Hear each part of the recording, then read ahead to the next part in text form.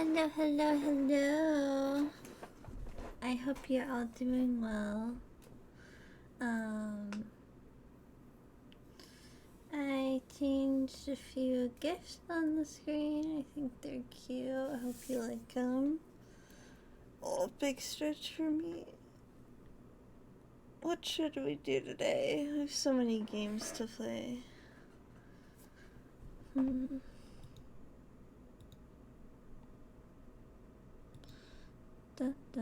Well, I hope everyone's doing well. I'm chilling myself.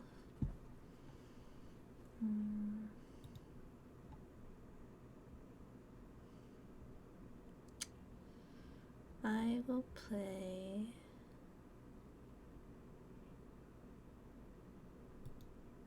I'll play some Fata.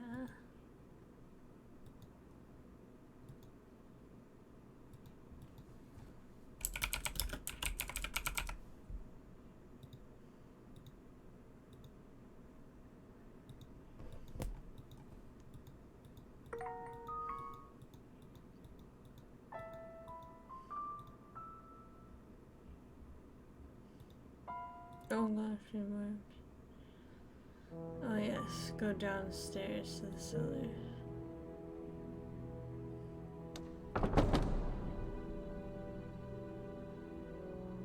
I descend the stairs, opening the cellar door. The first time I visited this room, the smell of blood from within was nearly suffocating. Now the entire house reeks of it, and I start to go numb to the odor. There's no one here. Am I in the wrong place? I begin exploring the cellar, hoping to find maybe the key hidden away or abandoned somewhere. Stretch my hand out to investigate one area. A shadow leaps out of thick darkness. Naha. So swift I have no time to react. My body freezes in place. Shadow stands before me, holding the tip of a blade mere inches from my face. A key? You have a key? I do, yes. Cold sweat trickles down my back. My voice is shaking and there's no hiding it. The shade appears to be glaring at me, though I cannot make out its face. After a few seconds, it withdraws its weight. Wait, let me just check. I'm checking the... Okay.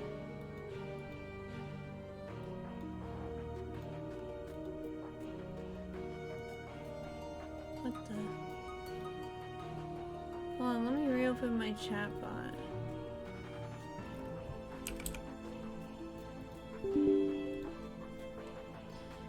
Because I want it to work.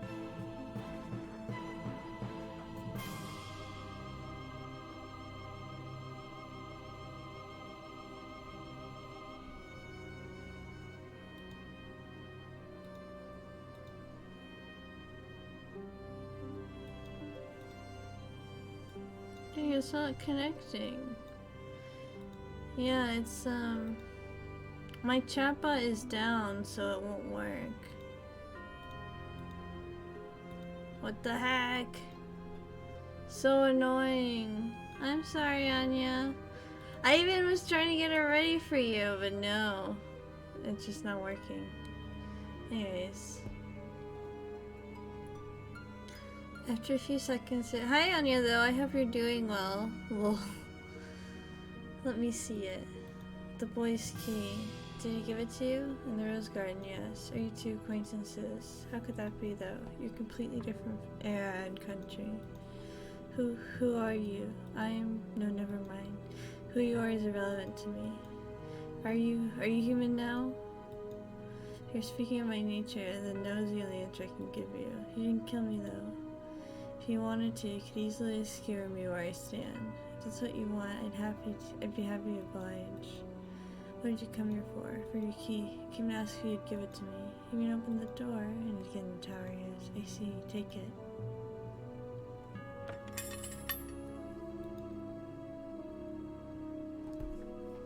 The man's shadow tosses the key at my feet. Wait 1 second. Let me plug this in.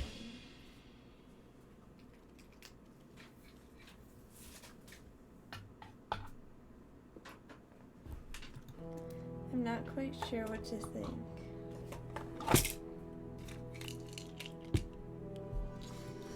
didn't expect him to give it up so readily. What? Take it. I won't stab you in the back while you're bending over. I thought you were supposed to hold on to this at all costs. I no longer have any reason to guard the key. In the past, I might have severed your head from your shoulders the moment you mentioned it, though. What's the point in the past? It's a question I wish I knew the answer to. Hey, do you know why I'm here? Where this place is, when it is, why I can't get out of here, what's happened to me? Tell me. I have no idea what's going on. Not a single goddamn idea. Neither do I. Get out. Take the key and get out of here. Get out! Can't bring myself to say anything to the enraged shadow. So I follow his command, picking up the key and departing the cellar.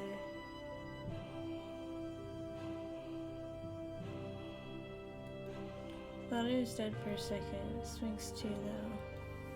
What could have happened between these people? The painting mentioned a past with them. Morgana spoke with a wicked men she cursed. Does that mean they did something awful to earn Morgana's spite? Right now, though, I must push onward. If I'm not mistaken, the final key should be in that room. The room with the billiards table? What is billiards anyways? I should get moving. To have this key, I can get to the observation tower. I'm almost certain Morgana is waiting for me there, with Giselle. So I gather up my resolve and hurry to the last room, not wanting to even take a second longer than necessary getting her back.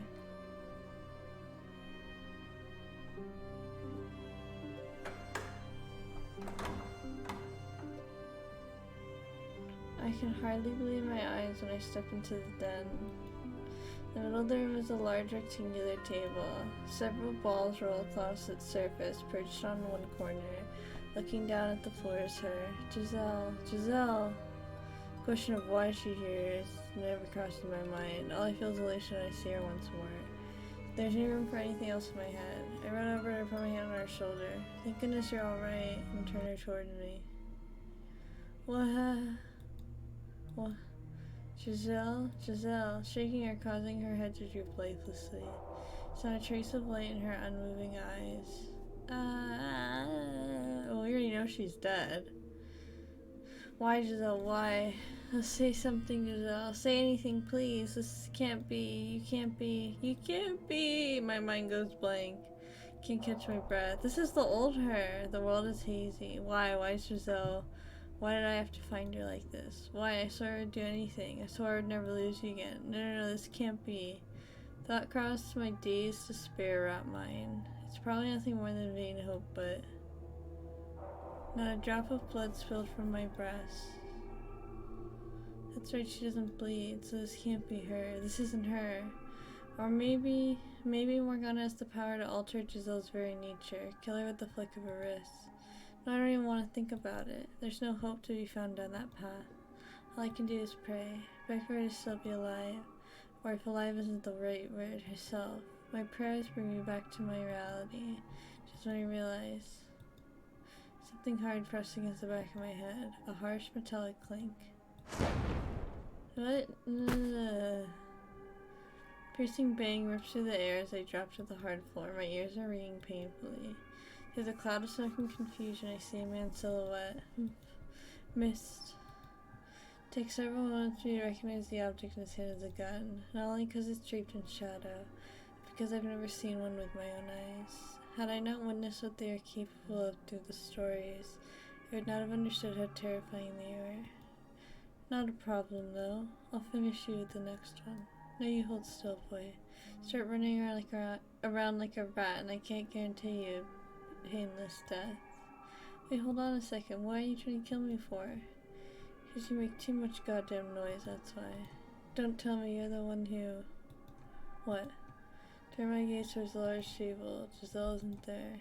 It must have been an illusion after all. The realization sends a wave of relief through me. I still have a gun on my face, though. Curious man you are. Does the table want your attention more than me?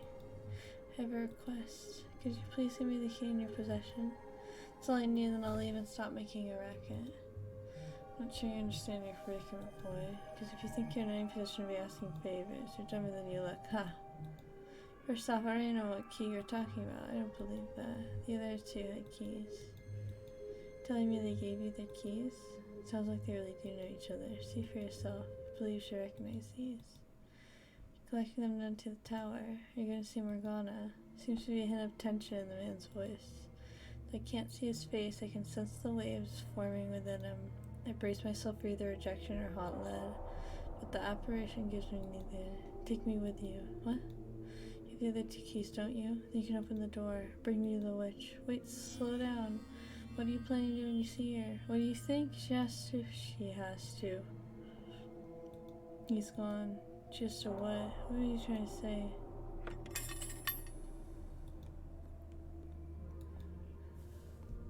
On the floor where the shade stood is a new key. Curious though I am about his last words.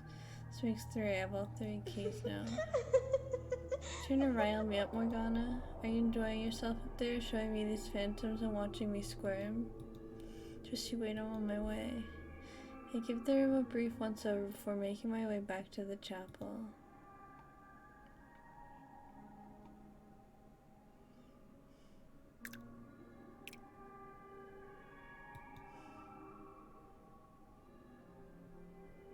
The keys fit perfectly in the openings on the lock, and when I insert the last one it clicks open. Chains sealing the door fall to the floor. Waiting beyond the door at the top of the stairs, which sends a nervous shudder down my spine. I'm not going to back down, regardless, but she is a witch, and I'm a human, formerly human.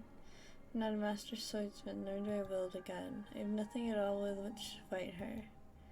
Still have to confront the witch, though, no matter what. As laughably reckless, as foolish as I may be, I have no other option. I placed my hand on the door, preparing to climb the tower, where I once spent my last breath. Giselle locked safely away in the chamber at the top. The tower where I first met the witch. No hesitation.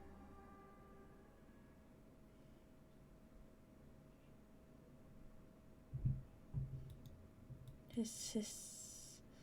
Sound of blood streaming down the stairs echoes off the stone walls.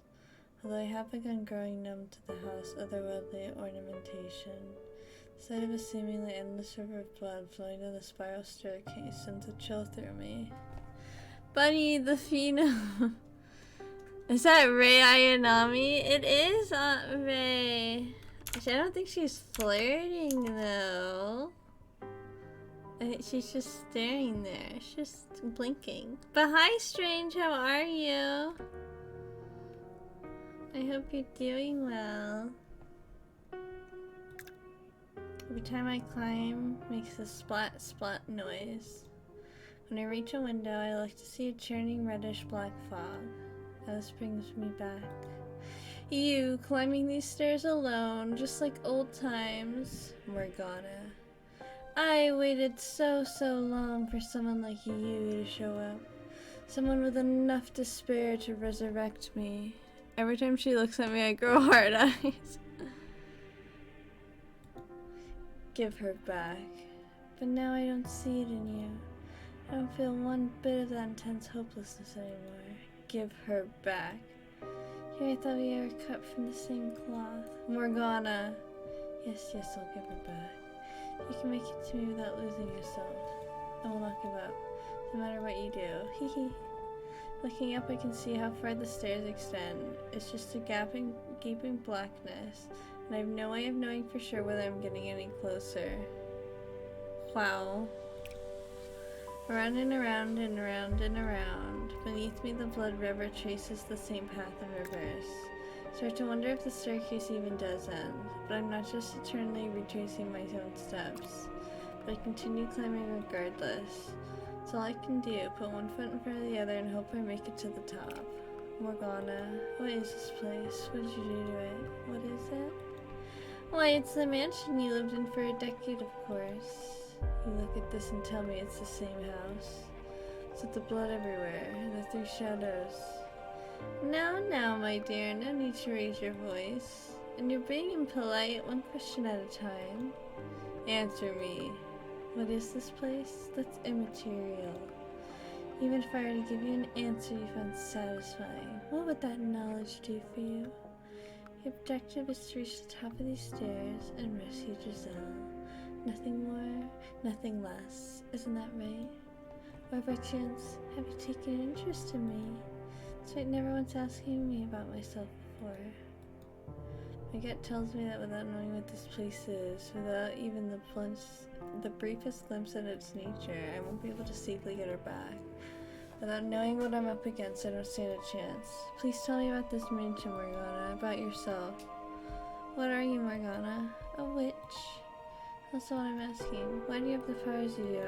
What are you? Yes, I get it. Humans feel the need to attach names to things and the phenomena they don't understand. I understand that feeling very well. Which is why I'm sure you'll be rather disappointed when I reveal the truth. What do you mean? What I mean is I'm an ordinary human. That's not possible. Expect me to believe a human created this illusion? Then you're saying I'm a magician or a wizard like you might see in a fairy tale. I'd believe that over you being human. Think back then, would you? Call our time together. Did I ever once use magic? Did I ever control fire or wind? Did I create illusions? No, I did none of that, because I could not. To you, when you were alive, I suppose you could say, I was not but a simple ghost. I was a mischievous but otherwise powerless spirit. There was nothing more to those three men either. The witch Morgana was never anything but a wretched phantom haunting this old house. But then how do you explain this? Michael, my dear, we're not the same beings we once were. We're different than we were in the realm of light, in the air of living. You figured out that much though, haven't you? That you're already dead? Yes, I know. I know I couldn't possibly be alive. Yet you still view this world through the lens of the living. You make no effort to see it as the land of the dead. Tell me, why would you think that the realm of the living and the dead are the same? Though the words behind each door were so vibrant, the mansion itself never had any color. The memories of the past, the land of the living, of times that were lost to us. Our lives have already come to an end, my dear. Every last soul within these walls is dead. This is the world that lies beyond the end. It is my world. This is the afterlife. Why get caught up in the minutiae?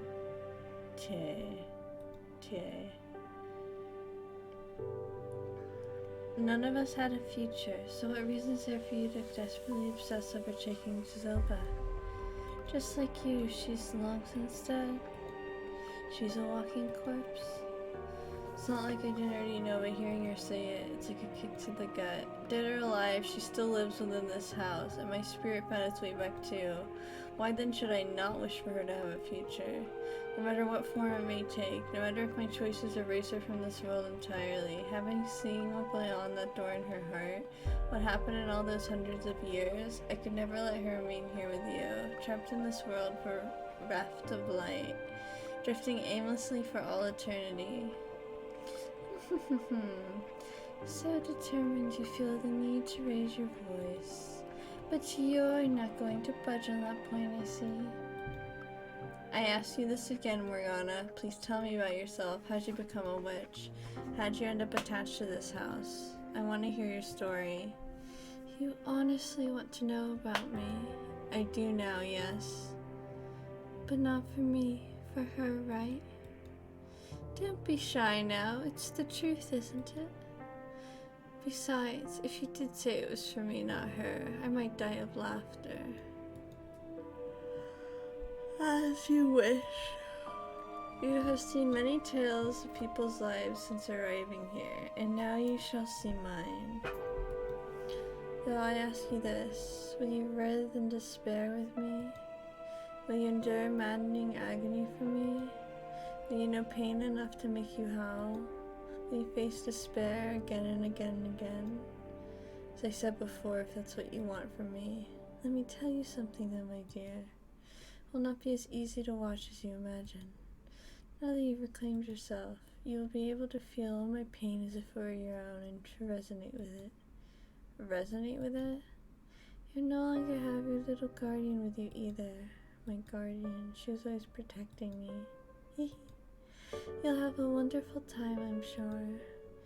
It's a tale that could have only taken place in the era of miracles and spirituality, Wondrous and weird, senseless and stupid, hopelessly tragic. Will you watch it with me?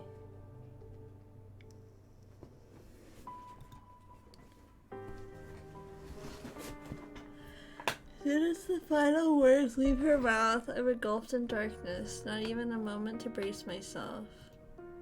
Tower stairs crumble beneath me, my feet have nowhere to go. As I'm being battered by the roaring, blooded river, my consciousness melds with another.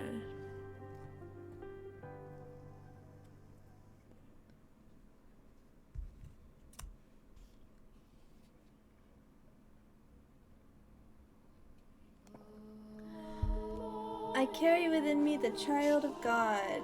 That's where it all began. The words of one foolish woman determined the course of my entire life. Before I was even born, my fate was decided. Did her claim come from faith? Was it her way of escaping reality? Did she do it for money or fame? I don't know. I'd been visited by an angel of the Lord. The village where she had lived suffered from years of poor harvest. It had been months since last rain, and the villagers prayed desperately to be blessed with succor. I'm a child, though I've known no man. So proclaimed the pregnant woman in the midst of the drought. And on the day of my birth, the very moment I let out my first cry, a heavy rain fell down upon the village. The storm quenched the parched earth, nourishing the crops and saving the village. The villagers were astounded, for they had thought the drought would never end. As plump drops of rain poured down upon the village, they gathered around the newborn me in exultation. Ah, she is the child of God. Perhaps there would be more wonder in claiming I had magical powers. Perhaps it would make a better story if I were to say there were higher forces involved. But all these years later, here's what I truly think. It was nothing more than a fluke, an improbable stroke of luck, an unbelievably fortunate accident for my mother and the village, an indescribably unfortunate accident for myself. I'm a child, I've known no man. As if that's even possible. Maybe she'd fooled around with a man who had gone and abandoned her, and she spouted those lies to convince herself that it never happened. None of the village men made any claims to be my father.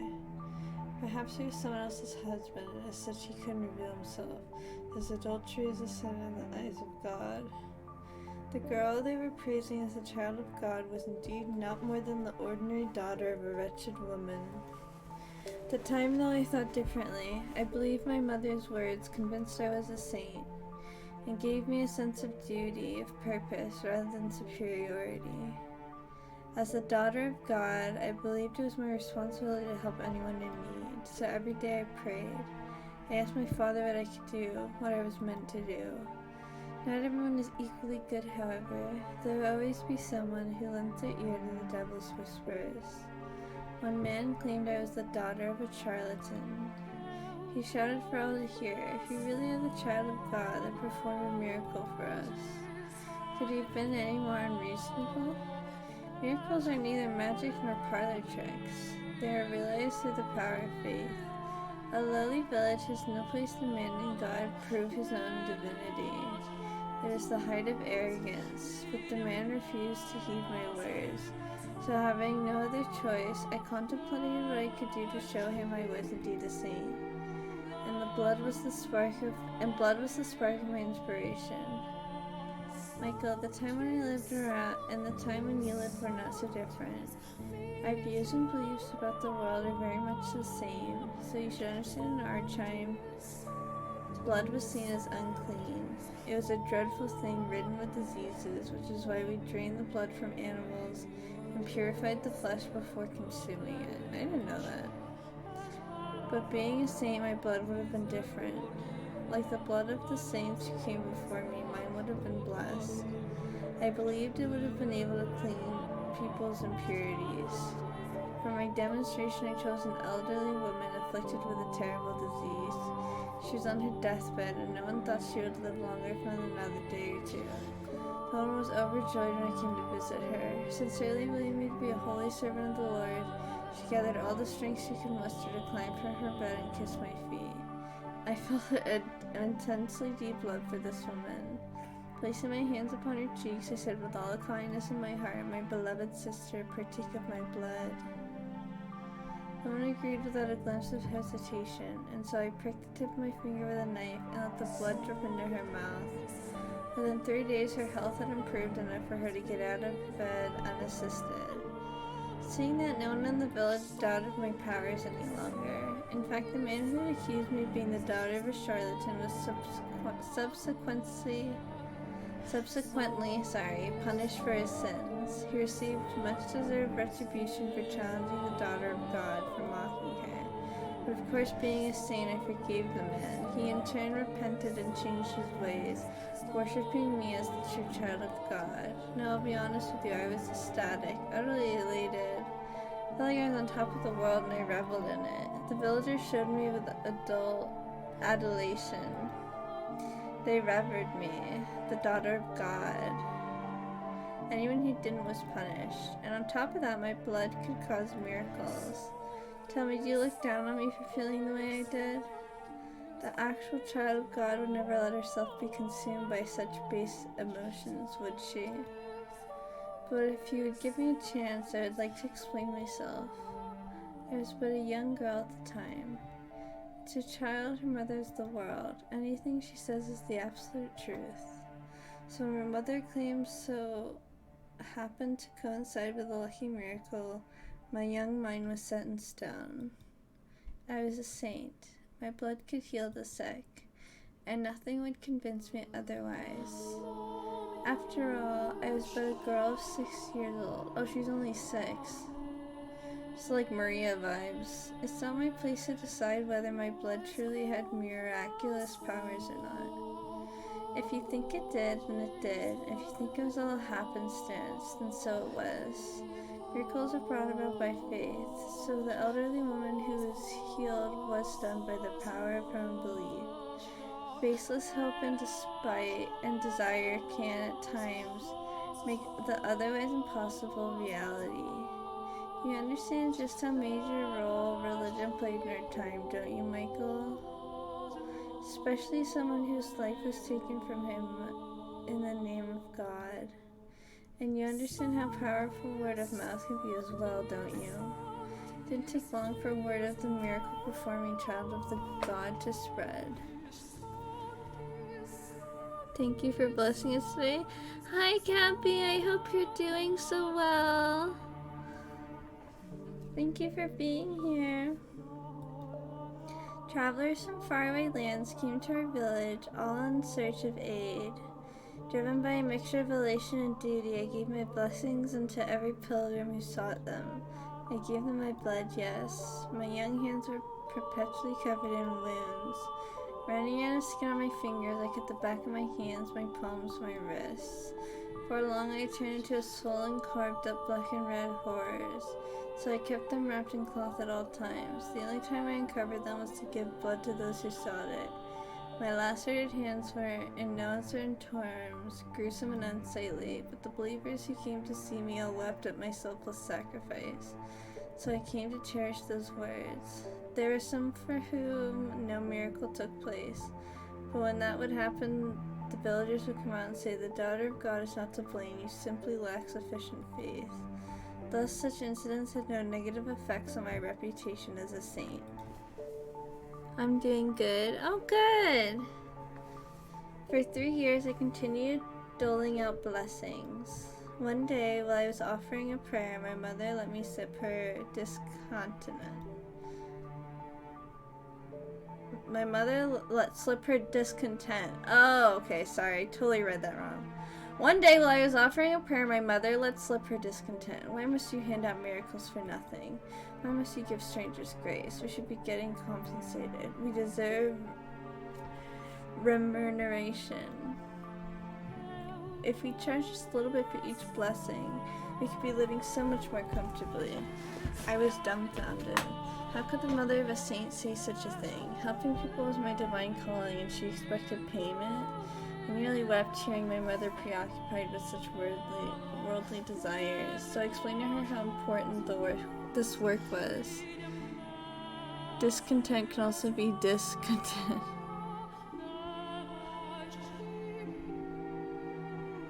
Discontent.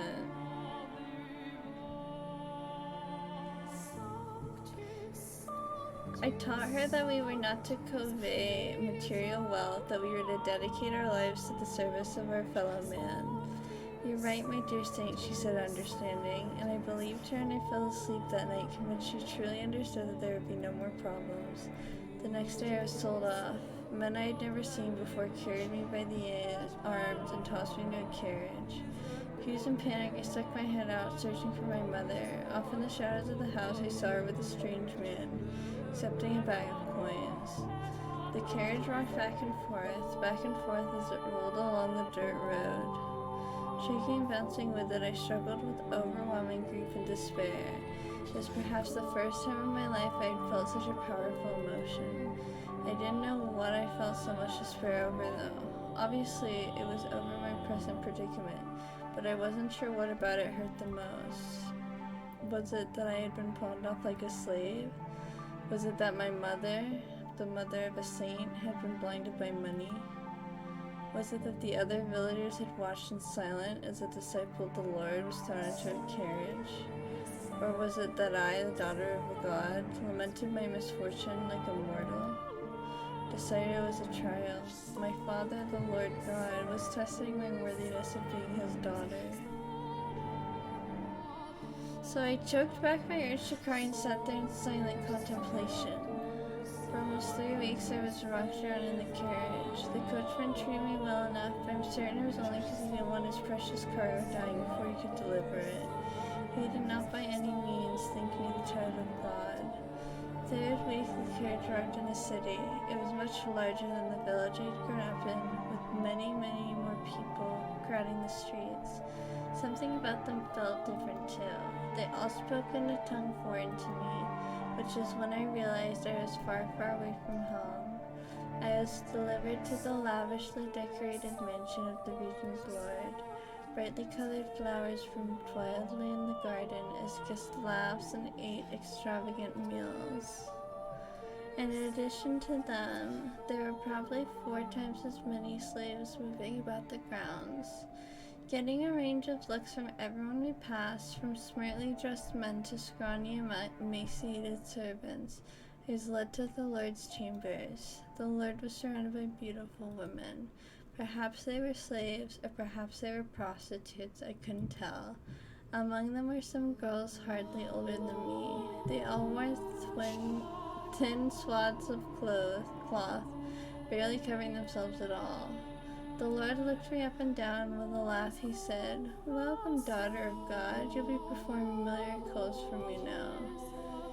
"Miracles are not something to be performed for one single person's benefit," I replied. Shocked and furious, he just said something so utterly blasphemous. In response, he said, "I bought you. You are my property. You have no right to an opinion." But I would not have any of it. I entreated him to give up his indulgent lifestyle and devote himself to the service of the Lord. This is door 6, right? I don't know. I don't know if it necessarily said door 6. It might still be door 5-ish. The more I pleaded, the deeper the creases on his face grew. Thinking back on it now, it was hardly surprising. A 9-year-old girl was scolding the most powerful man in the region. I believed it was my duty and that I was only doing what was right, but he surely saw it as incredible arrogance. So the Lord forced his will upon me. He bound my hands and feet and cut me without my permission, filling a goblet of blood with my blood and passing it around to guests. A saint's blood is good fortune to all. So then I realized the Lord was only interested in the approval of others. He reveled in their envy as he pranced about, showing off his curious new toy, me. He didn't need my miracles. Neither he nor any of his guests were afflicted with disease or misfortune. They were all richly blessed. Every time he threw a banquet, he drained me of my blood. It became nearly impossible to find a spot on either of my arms that wasn't a swollen reddish black gash. And soon, because my arms weren't providing enough blood for him, the cutting spread to my legs. I lived in a haze of half-consciousness. Honestly, I'm amazed it didn't kill me, that perhaps the Lord was simply taking care to not take more than my body could spare. Watching the wealthy partygoers laugh and sip my blood through bleary eyes, another wave of despair came over me. My miracles, my blood, were not meant to be an appetizer at a feast. They were meant for the sick and the poor. Ew. But despite my wishes, the Lord persisted to squeeze me dry day in and day out for his own enjoyment. For a while I was convinced it was all God's test. There was just a part of his plan for me, his daughter. That if I couldn't make it through this trial, I would be allowed to go back to helping people. That man would come celebrate my success and leave me worship me. The sinners would face punishment. The divine retribution would be delivered unto all who had wronged me, a saint. With each passing day my spirit grows more twisted. Would anyone have believed that the scarred and bloodied girl tied up on the floor in the banquet hall was a saint? Unlikely. This was no charitable gathering, but an unholy Sabbath. Perhaps it was caused by my corrupt spirit. Perhaps it was my heart's way of crying for help. Or perhaps it was the devil giving me my witch's mark. But no matter what the cause, during one of the bloody banquets, I underwent a transformation. This is the hardest door for me to read, to be honest. Yeah, I'm also a little sleepy, so it's like double hard for me right now. I was half conscious as usual. Me. It was for his sweetness. As usual, when one of the guests pointed at me and shouted something, his face went pale as if he were afraid, and which I found quite curious. The Lord then approached me, grabbed me by the hair, and lifting my head. He yelled something, but I was far too gone to be able to make out what he was saying.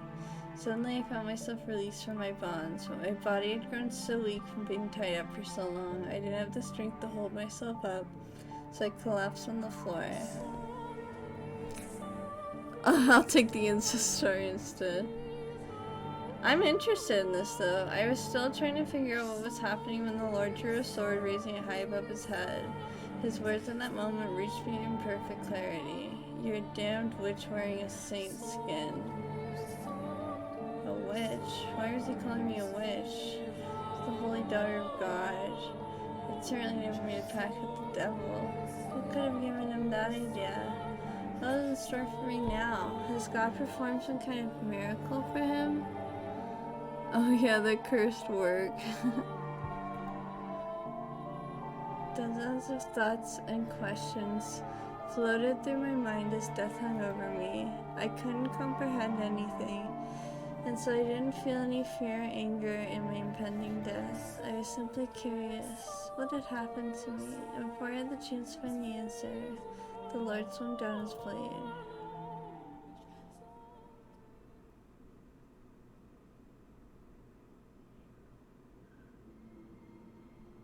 Without warning. Without any time to fear, the darkness streams away. A second later, I crashed up the stairs hard.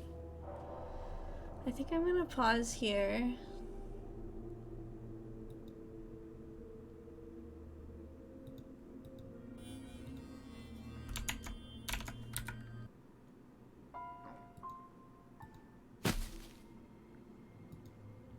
Right in my ear, I can hear the hiss of the river blood. Wait, let me do something really quick.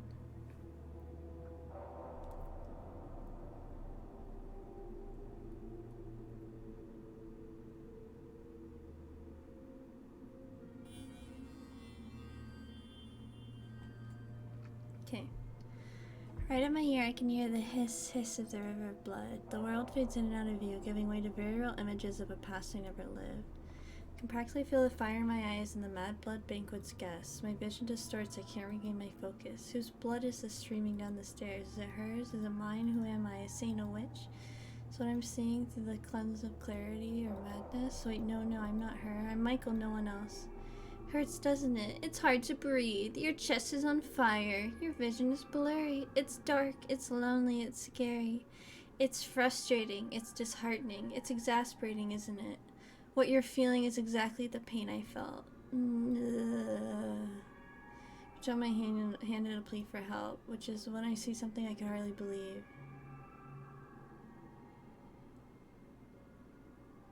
Both my arms are covered in gashes, blood flowing from them without end. The rough flesh beneath my skin has been exposed to the open air. Ah! All I can bring myself to do is scream. That pain, her horrible past, is doing everything in its power to break me. That 9-year-old girl's sickening experiences are twisting and constricting and crushing me. Why is this happening to you? Are you really that slow, my dear? You're empathizing with my pain. You're just that kind-hearted, Michael. You said you wouldn't give up, didn't you? That you would make your way to me? Surely this won't be enough to do you in. Of course it won't. Ah ha ha ha. Mustering up every last bit of strength I can, I begin crawling up the stairs. The red river beats against my open wound, stinging painfully. Simple act of lifting up an arm or leg is almost unbearably agonizing. The blood dripping from my lacerated arms mixes with the blood already soaking the tower. So this is the pain Morgana suffered. Do you despise everyone, Morgana? Did your resentment at your mother's betrayal, at the people who came seeking your blood, to the Lord who took your life, turn into a hatred for all mankind? Your perception of me is still incorrect, Michael. My grudge is only against a select few. Think about it, my dear. Of the 1,000 millions, billions of people living on this planet, my world is compromised but a minuscule fraction of that. Hatred for all mankind? No, what I feel is not so nearly nebulous. Although if I had died still believing I was a saint, maybe I wouldn't have had such a well-defined mission. Are you saying the Lord didn't kill you? Oh my, did you actually think that was the end of my tale? Despite all your big talk, you're afraid of having to suffer through any more of that, aren't you? But you're the one who said you wouldn't give in, so go on, know my pain without losing your mind.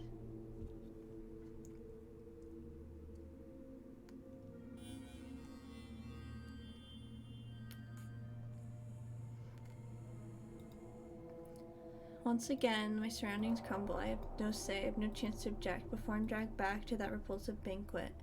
I reach out, stretching my hand as far as I will reach, for all I can grab is darkness. My bloody body sinks into the abyss. The pain becomes more than just a memory, eroding away my consciousness.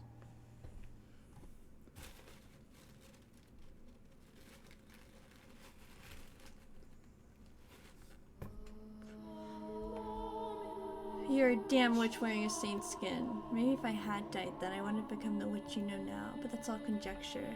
Theorizing about what could have happened is an exercise in futility. But no, I did not die that day. Brought together by constant mistreatment, the Lord's slaves chose the moment to start their revolt.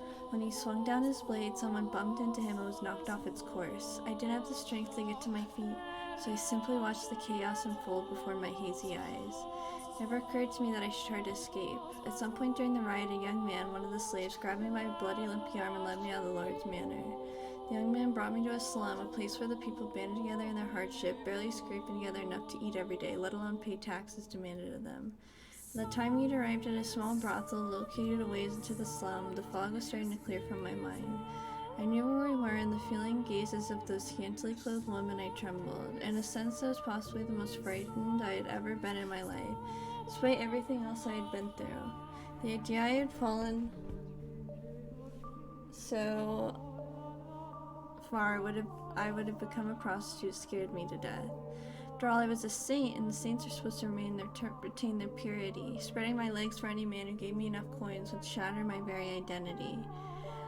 All that was going through my mind, I probably shouted no in protest, because the slave gave me an exasperated look as he told me he hadn't brought me here to become a prostitute. He said he knew someone here, someone I could trust, and that she would give me a room.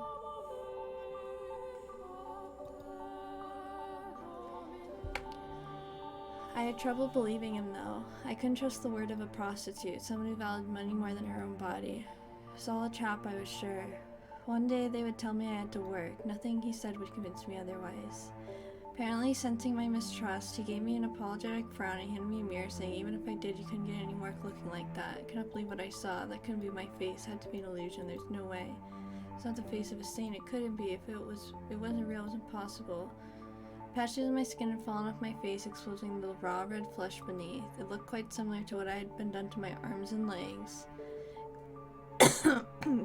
Except my face had never been cut before. Looking at myself in my mirror, even I doubted my own sainthood. The thing in my reflection was a hellish abomination. It was the twisted face of a witch. Though I was shocked by what I saw at the same time, it answered several lingering questions. It explained why the Lord and his guests had panicked at the sight of me. Also explained why he was a witch wearing a saint's skin. Over the course of dozens of banquets I had participated in, my face must have mutated, twisted into this ugly, sickening, monstrous thing. Sight of what I had become sapped the last bit of willpower from me, not because I was particularly fond of my face or thought myself especially beautiful, because it crushed me to see everything saintly about me crumble away. Test from God or otherwise, I didn't have the strength left to overcome it. Deciding I'd rather be dead than struggle any longer, I begged the slave to kill me. Taking one's own life was a sin. If I did that, I would not be able to return to my father's side. I wanted to ask him why I had been put through such tribulation, but the young man refused. He said, completely missing my intention, that if I persevered, good fortune would eventually find me. He said that if I lived on, I would eventually have a chance to get my payback. I had no such worldly concerns, though, but if no one would take my life, I had no choice but to live. I despised life at the brothel. The men who came to buy their services were disgusting buffoons, the kind of people who would think they could deceive God, and the women fawning over them were just as repulsive. That said, I had nowhere else to go, which meant I was forced to suffer in that sickening place. By the time a year or so had passed, my feelings about it had changed. The woman in the brothel took good care of me, treating me like a sister. First, it was just irritating. I was a saint. How could a saint have prostitutes for sisters? But over time, I got to know them better, grew to appreciate their circumstances and hardships. Despite barely having enough money to keep food on the table, whether they had little to spare, they would use it to purchase medicine, ointments to apply in my arms, legs, and face. As a result of their generosity, my legs and arms started looking almost human, but nothing had any effect on my face.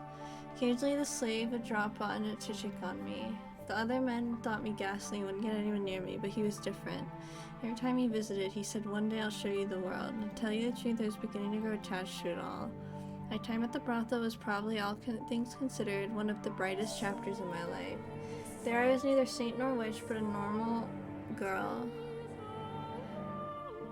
For the first time in my life, I felt like my life had meaning beyond my assumed divine purpose. I was even beginning to feel kind of happy. With each passing day, my intractable worldview was gaining a little flexibility. Perhaps I could perform miracles, but that didn't necessarily mean I had to be the daughter of God or a saint. Maybe I was just a regular person who happened to possess some unusual abilities. Ridiculous, isn't it? Despite coming to accept my humanity, I refused to let go of my miraculous powers. They were the last thing protecting what I thought of as myself. But to me at the time, I felt like a very dramatic change of heart. The years after the revolt at the Lord's Manor, I held my 12th birthday, for which they threw me a little dinner party. The women all pitched in to bake me treats. The young slave man was there too. I was happy. I thought that the life could continue on like this. I was fine with not going back to being a saint. For some reason, happiness always seems to slip away as soon as you've got your hands around it. No one sincerely wants to lose it, so why must they? I certainly didn't mind not being miserable. Let me tell you what happened that night. On the night of that celebration, bandits attacked the brothel. Now, bandits were hardly a rarity at the time, so everyone was always on the lookout. We never went out at night. They wouldn't stop robbing you either. They were armed with blades and would frequently kill their targets if necessary. But cautious as we were helpless against a direct raid. The brothel fell into panic, screams echoing the night. The customers were carved up and left for dead. The women were bound and strode away to be sold. My peaceful world shadowed in an instant. The next thing I knew, I was some slave trader's merchandise. I don't know what became of the prostitutes who cared for me or the slave who brought me to them. No, leave the brothel alone. They got cool stuff there. Hey, strange, is your head feeling better? I assumed the women were sold and the young man slaughtered, but regardless, I found myself being rocked around in the back of a carriage once more. The carriage was packed so tight you could barely see the floor, and it smelled like death, sweat, urine, feces. Every foul odor imaginable compressed into a tiny space. There were both men and women living there, nearly all of them muttering or groaning or weeping. Everyone was young, ripe to be put to work. Ibuprofen, turn off the lights, lay down, and quick feels. Yay! Didn't take me long to realize what fate awaited these people and me, and when I did, I just sat there in silence. Then for the first time I cried. I was experiencing, I believe, a very human emotion. I was sad, hurt that I had been taken away from a place where I was happy. From the woman at the brothel and that young man, it crushed me. No longer did I wonder why such a thing was happening to the holy daughter of God. Something about my tears must have seemed strange to him, because one man saw me and said, "Why are you crying?"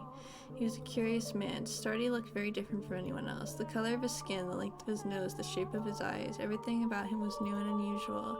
Hesitantly, I replied, "I'm sad because I didn't get the chance to show gratitude to the people very dear to me."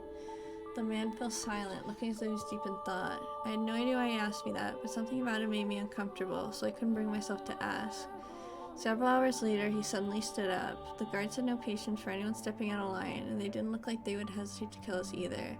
So unsurprisingly, one at the back of the carriage drew his sword and pointed at the man. That was what was surprising, though, was what happened next.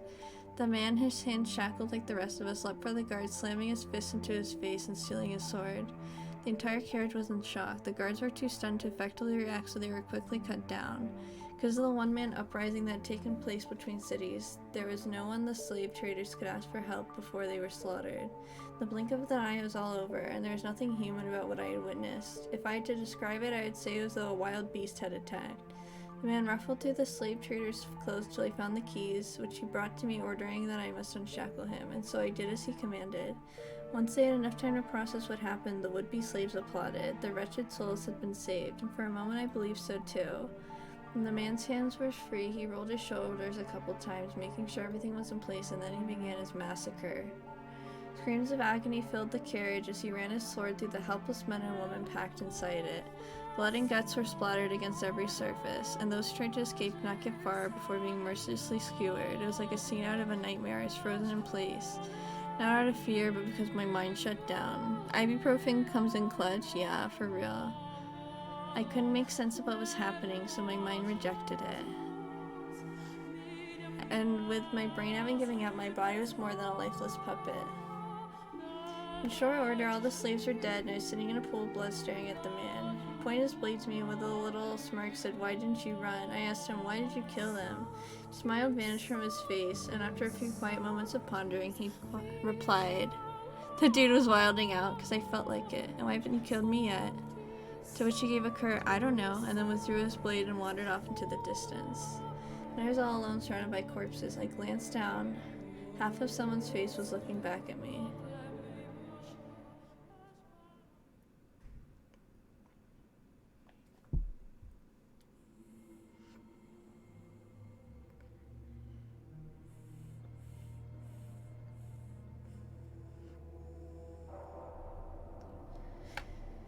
Wrapped in absolute darkness, warm blood spills onto my cheeks, my hair, my skin. Chunks of human flesh rain down on me. Make it stop! Pitter patter, pitter patter. There's no end to the deluge. The smell of death fills the air. I'm struck with a wave of nausea so strong I can't hold back the contents of my stomach, but when my mouth opens to vomit, blood pours into it.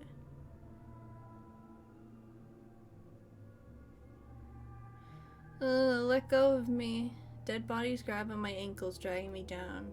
To where? Hell or to the mountain of corpses? Now you understand that there was a time. But if briefly, when was I happy? When I felt human emotions? But I wish I never had. If I had remained confined in my Daughter of God shell, then I doubt I would have felt so much terror at the sight of death. I can't say anything in response. I can't form words. I feel what she experienced, the massacre she witnessed, the limp flesh piling up around her. Even more than twice her age, it's enough to drive me mad. The fact that a 12-year-old girl had to experience something so unspeakable devastates me. Tell me, my dear, do you pity me? Do you sympathize with me? Do you feel bad for me? Then you'll remain with me. You'll feel my pain and my despair with me, won't you? The witch's cackle echoes through the pile of bodies. There's not a speck of light, and hideous death lingers everywhere. Me and who? Oh my god. Helpless to resist, I'm dragged down into a deep dark ocean, an ocean of blood.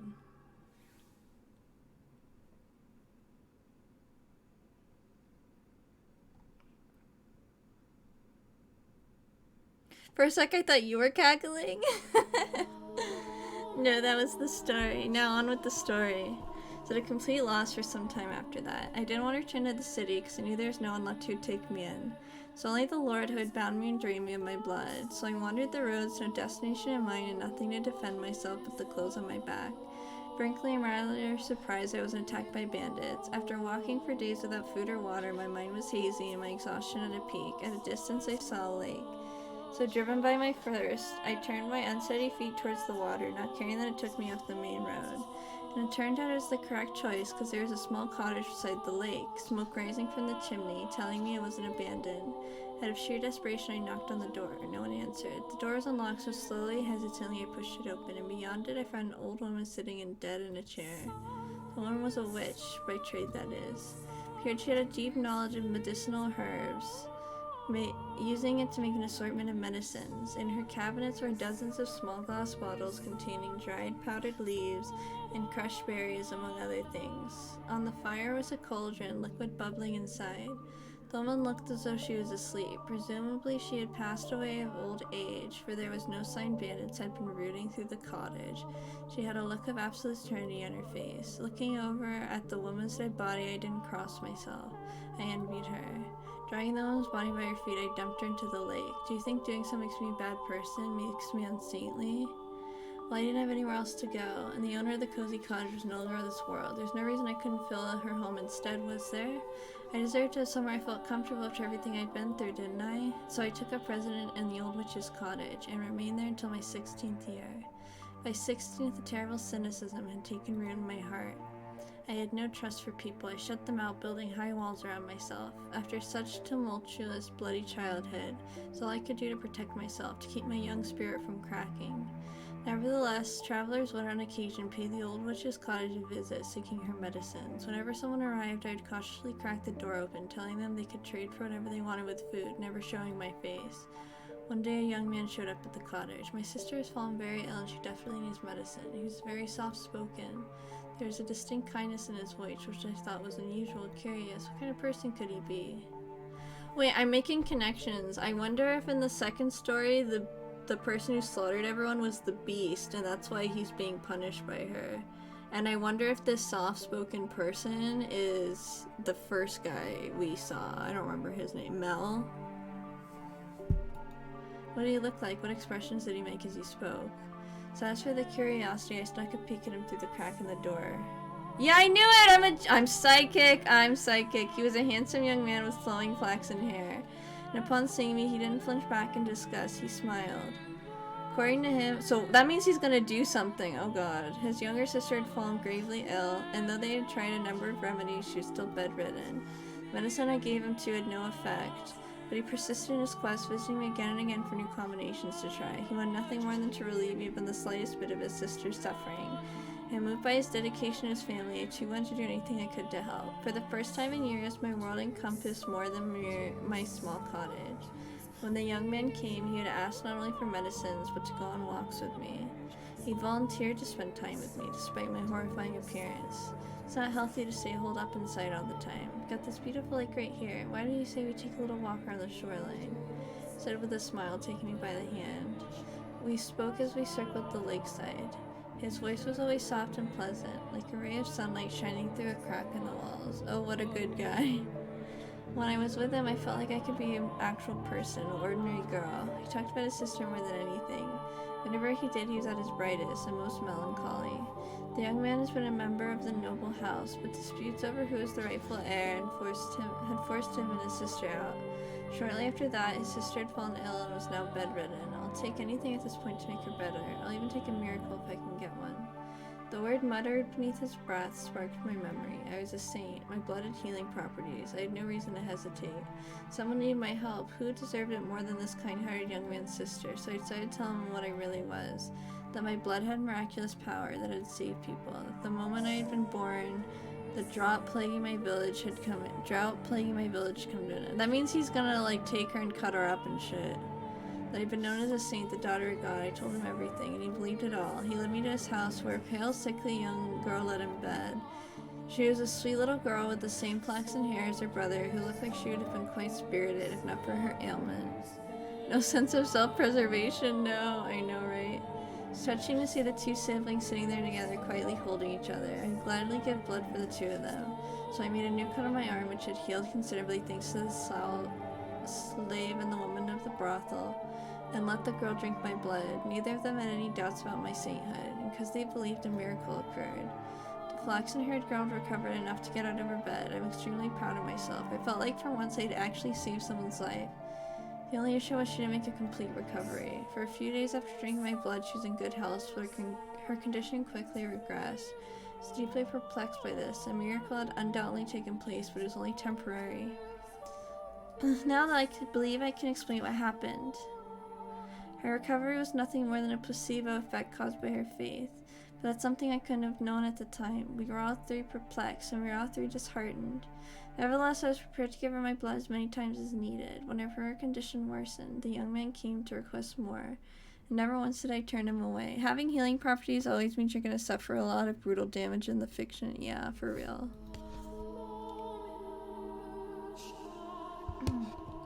On the contrary, I enthusiastically offered her my services. Over time, though, the hope in his eyes began to fade. He asked me on fewer walks, and he seemed hesitant to look me in the eye. I assume it was out of discomfort, out of guilt, out of shame about asking for blood, but I didn't think his concerns for me, rather himself and his sister. As I mentioned earlier, blood was considered unclean in our time, and not only was I giving mine away, I was having his sister imbibe it. Looking at it that way, it would hardly be a surprise for him or anyone else to think what I was doing was depraved. As time passed, the flaxen-haired young man seemed to grow more and more disturbed by me. That was what I got for opening up. That was what I got for letting his kind, warm light shine in on me. The moment things went bad, he pulled away. There were times when I thought I shouldn't have done anything in the first place, but regardless, I held fast to my original decision. I would put myself on the line for them, no one else, just them. Even if he was afraid of me or had no interest in seeing me, I'd continue offering her my blood. It was firm in my resolve. One day I received a new visitor. The young man was still the only one who would show my face to, the only guest I had let into my walls. So as usual, I took the man's request from behind the cottage door, but I could hardly believe my ears when he began speaking. Are you the witch with the miracle blood? First, how do you know my blood had power? Second, why did he call me a witch and not a saint? Third, why did he sound like the man who had slaughtered the slave carriage? Told the man he had to leave, that I would not be opening the door for any reason. In response, he said, I'm in need of your blood. Could you not spare a little? My blood was for the sick and needy. This is why you don't talk, yeah. Having healing properties is pretty rare in fiction unless it's fantasy. Or maybe she's getting poisoned again and again. I don't think she's getting poisoned. My blood was... yeah, I already read that. I told the man exactly that, demanding he leave. All I could think about was a pile of bodies, the fountain of blood, the man drenched in crimson, wearing a ghastly smirk. Trembled behind the door, fearing he may go on another such rampage, but instead he gave a simple as you say and went on his way. That was a deep sigh of relief, which is when I realized tears were rolling down both of my cheeks, like an ordinary girl. 3 days later, the flaxen-haired boy showed up in my cottage. I'm sorry for being so distant, lady. I want to talk things over. Those two sentences were like a light shining from above. I want to talk to him too. I want to take a walk around the lake and listen to him about nothing. I want to experience the warmth of his world once more, and I want to tell him about the terrible man who had been there a few days earlier, about how scared I had been. I wanted him to tell me it'd be alright. I want to talk to you too, I said, opening the door with a second thought.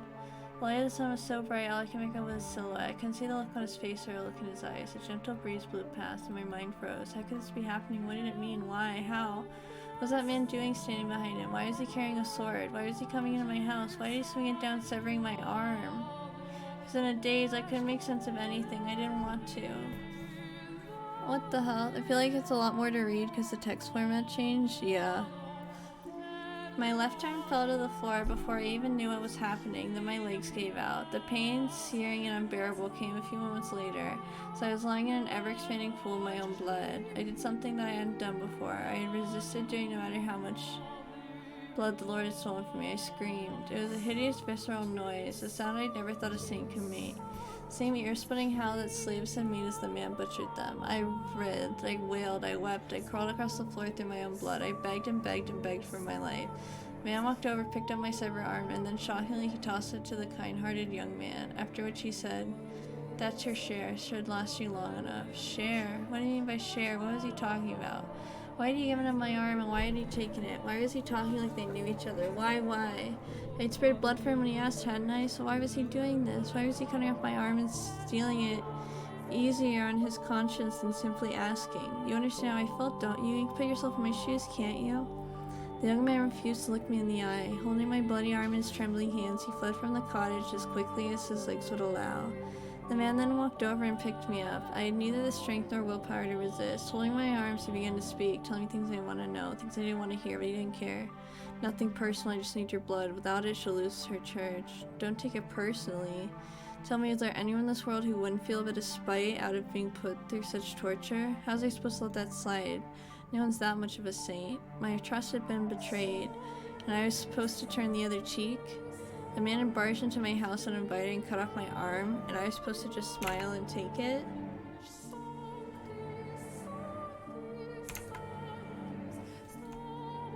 One sec.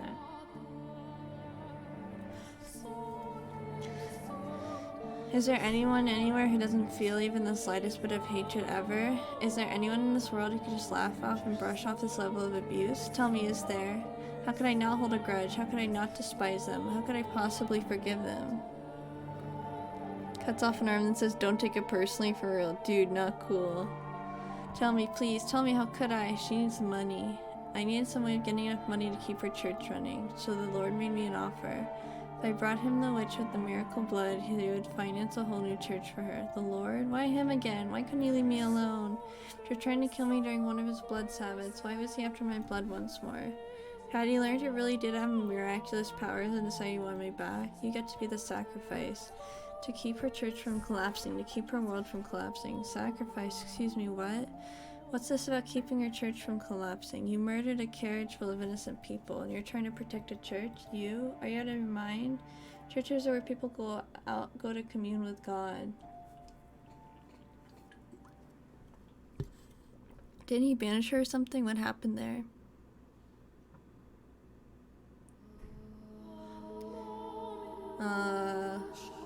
I don't think she was banished. I think she got away with her life or something. The Lord was like, you're a witch, actually. Yeah, he tried to kill her. See? After trying to kill me. How dare you soil those sanctified grounds with your filthy hands, you beast. It's insulting, sacrilegious, repulsive. So what do you think we are? So don't take it personally, witch. I'm not a witch, I'm a saint. I was a saint. My blood exists to do the Lord's work, not to satisfy the avarice of men. Why is this happening to me? The man brought me back to the city. Instead of taking me to the Lord's manor, he brought me to a church on the city's outskirts. So to be honest, it looked more like an estate than a church. Church also served as a hospital, offering free care to the less fortunate children, the poor, and the infirm. So I learned he said he needed the money. The owner of the church offered unconditional assistance to anyone who came. Even when food and supplies ran low, they would ration their own in order to keep helping others. As a result, the church was perpetually on the verge of collapse. Church was run by a woman, something exceedingly rare for the time. Is the woman the white-haired girl, I wonder? There were no priests at all. Management was handled by a single nun who everyone referred to as the saintess. I was the saint. Why was this woman, who didn't have the ability to perform miracles, being worshipped like she did? Why did the people of the city idolize her? Why were their smiles all directed at her? Why was I not in her place? The man carried me to the top of the observation tower. It was there that I had my reunion with the Lord. It was to spill my blood for the people of the city, but also for the Lord's profit. He was not offering free aid, but selling it as medicine. He claimed it was a miracle elixir, telling no one that it was actually my blood. It was mixed with a beautiful red wine, and drinking it would cure you of any ailment. If they knew it was actually the blood of a witch, they'd think it was unclean. They would fear it. I remained in prison for a long, long time. In the beginning, the swordsman guarded me, though before long, the flaxen-haired young man showed up as well. Presumably, one severed arm wasn't enough to keep his sister healthy for long. In listening to their conversations, I learned that to ensure no one else could get in, the observation tower was sealed with 3 locks. The Lord, the swordsman, and the young man, each held one of the keys. Interesting. It's bloodborne. Is the Lord the 3rd guy? I don't think so, right? Maybe. I was their seeker, locked away in the tower for them to drain blood away from wandering eyes. As time went on, I grew progressively weaker. I lost the will to eat and the will to live. Jacob yeah, maybe. I'm just thinking because the other two, you know what I mean? My only view from the tower was the clouds through the window high up on the wall. Occasionally a pigeon would fly in. Sometimes a butterfly, and I would glare in envy as it fluttered around, free to come and go as it pleased. And soon it was spring. Every spring, the church held a festival to pray for the coming year's harvest and the people's well-being. I could hear the bustle from far below through the window as everyone rushed to prepare. I heard the flaxen-haired girl's voice who had regained her health, drinking my blood. I heard her brother's voice who had betrayed me. I heard a nun's voice who played saint in my stead. I heard the barbaric swordsman's voice who had chopped off my arm. And I heard the Lord's voice, the root of all my suffering. I heard people praising the saintess, though I, the true saint, was locked in the tower. I heard people thanking the Lord for his generous donations and miracle medicine, though it had all come from me, propped up on my suffering. They cheered and clinked glasses of my bloody wine. Those merry, peaceful, cheerful, spirited sinners' voices resounded in my tower. At noon of the day of the festival, the church bell tolled. 1, 2, 3, 4, 5, 6, 7, 8, 9, 10, 11. And with the 12th time, I died. As the bell's last pealing faded into silence, the tower door swung open. Standing on the other side of it were 3 men. They must have wanted to drain a little more for me to use in the feast, but they arrived at the worst possible moment. The flaxen-haired young man was the first to express his consternation. Why, I never wanted her to die. Was she not eating? The Lord gave my corpse a casual glance and said stone-faced, "Seal the tower off." Understood, no one finds out about this. How can you be so calm? Do you understand what you've done? Ha, pinning the blame on me. How nice it must be to be able to distort reality with panic. Swordsman, who had been silently observing the Lord and boy conversing, interjected, "You're just as guilty as any of us." Not only did they not mourn my death, they argued over whose fault it was. There was no regret, no remorse. The young man muttered absent-mindedly, I never wanted her to die. Why did his intentions matter, though? His betrayal that had ultimately tethered me to this mansion. But the fact that they didn't grieve my death, and instead squabbled amongst themselves like filthy rats, was the final straw. How could I not despise them? I don't believe I actually had the power to perform miracles when I was alive. I was all faith, illusion of belief, neither a saint nor a witch. The blood and wine was the only effective because the people placed their faith in the other same test. Everyone's acting like such a monster. I feel like there's still another layer of mystery that has been uncovered yet. Maybe. I was only ever human, but then in that moment, an actual miracle occurred. My father bestowed upon me his power. Perhaps... Oh, I need to stretch 1 second.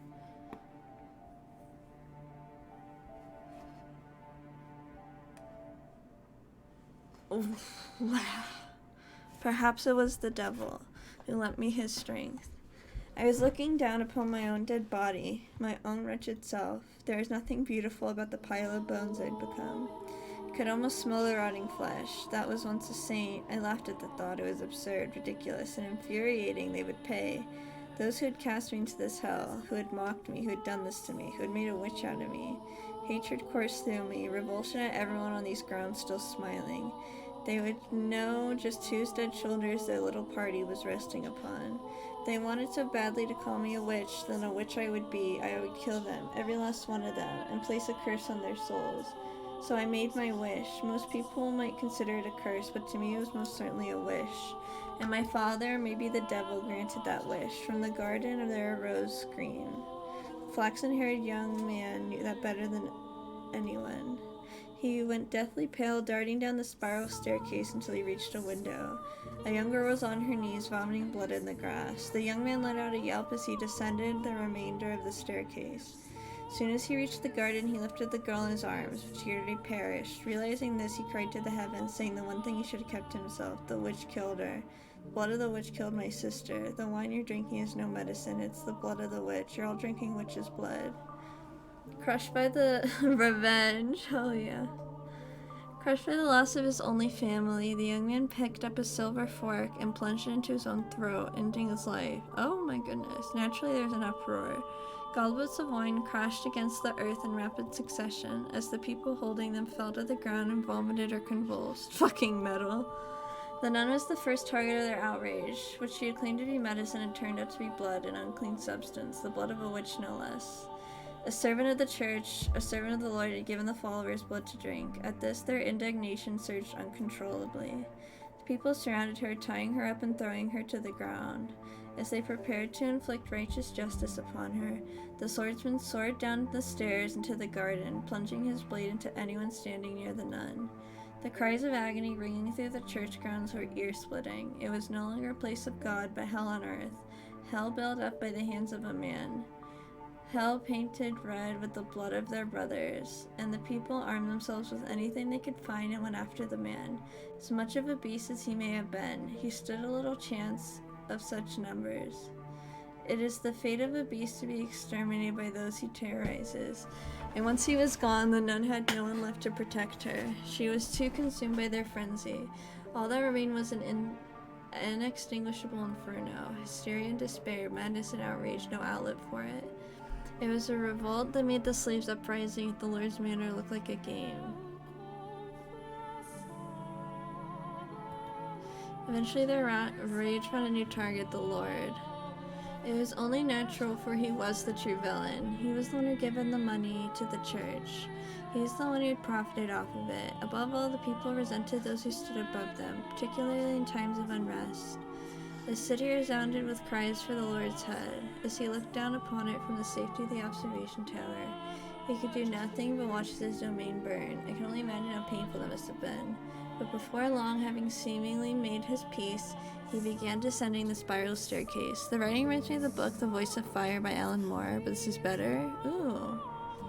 He opened the door at the bottom, revealing himself to the people. Before the door had swung all the way open, before he had the chance to say his final words, someone ran a blade through his chest. With that, the raging furor mostly settled down, but it was hardly the end of the destruction. Mere days later, a plague befell the city. Dreadful black spots covered the flesh of the infected. They writhed in pain, screaming and vomiting blood. Ghastly howls echoed through the streets as though the whole city had been possessed. It became a cursed land. In their diseased haste, the people muttered again and again, "We've been cursed by the witch." In less than a week, the entire city was dead. My body was left abandoned at the top of the observation tower, as if to seal the curse away in the final days. The people shuttered all the windows, wrapping the house in darkness. It's possible that was no miracle either. You can easily explain what happened to them. Locked away for so long in the dirty tower, maybe I caught some kind of disease. And then when the people drank my blood, they too were infected. Hardly anything out of the ordinary about that. The first to die, the girl, had already been ill. Her blood merely chose the worst possible time to yield her ailment. That was all that had happened, indeed.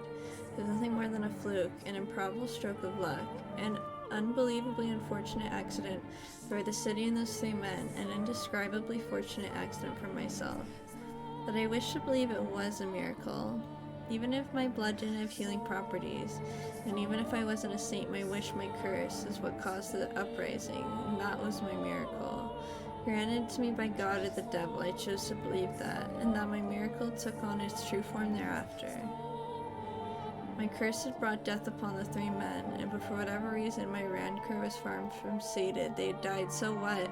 Death is but transient agony. It's nothing compared to what I went through. So I made my next wish. I wished for their reconstruction.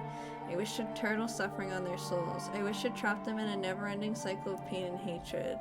It was my wish for the flaxen-haired young man. He treasured his dear sister, and he desired a quiet life. Ava Beatrice.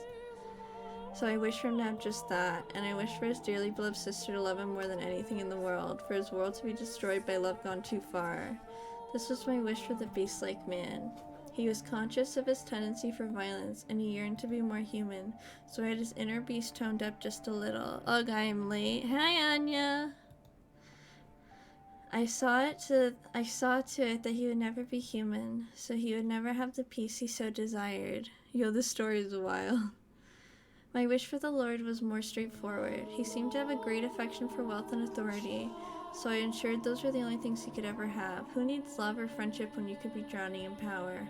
Once he had lost everything, his solitude would be his only companion. Wishes can come true. As long as you always hold fast, never stop wishing, never surrender, they can only come true. Eternal suffering on other souls, an endless cycle of reconstruction and unavoidable tragedy. Jacob Bow had a mansion, though, and servants. But yeah, I think that he got reborn like that. So basically they're saying that that's how the Lord was reconstructed into Jacopo. So Jacopo isn't the Lord, he's the reconstruction of the Lord. Oh, so he lost it? Pretty good, yeah.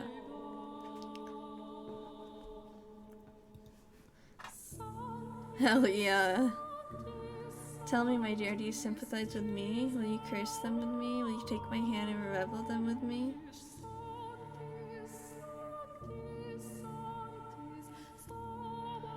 I think I'm gonna take a break here. Because my voice is getting really tired. My ears are also hurting. I think I'm gonna end this stream here. You're reading so many bands. I am, yeah. I hope you guys had a good time though. It was very fun for me. And I'll rest my voice and then hi Tallulah. Hopefully tomorrow we can play more games and it'll be super fun. So I'll see you guys then. Thank you guys so much for being here. Have a good rest of your day or night, okay? And stay safe, take care. Bye bye guys. Worth though. Oh dear. Oh lord.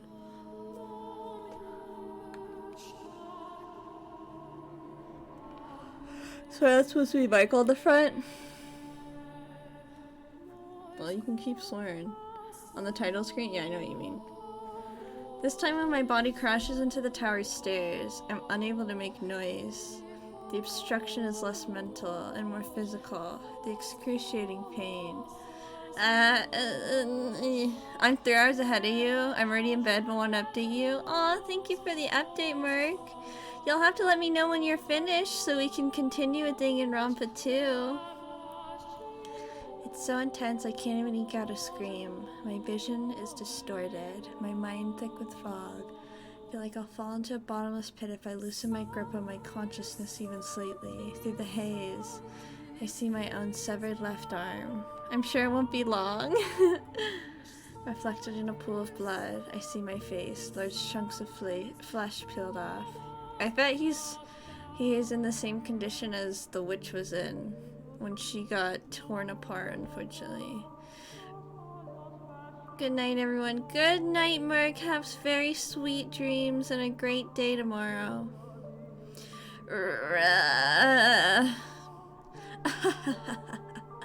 Look at you, trying to crawl up those stairs like a worm. How pathetic. It's like I'm looking at my old self. I can barely form a coherent thought. I can't lament her inhuman fate. Can't mourn for her. Or be shocked by the revelation about the 3 men and her history with them. Pain. It fills every corner of my mind. Thank you, dear. Take care, guys. Yay. Every nook and cranny of my body. You figured it out by now, haven't you, my dear? You'll never make it to me. It's not possible. But it's not your fault. It's not because you're weak. There's simply no one who can bear this pain. You're allowed to give up to rest. There's nothing wrong with that. The pain, the crushing weight. It's miserable, isn't it?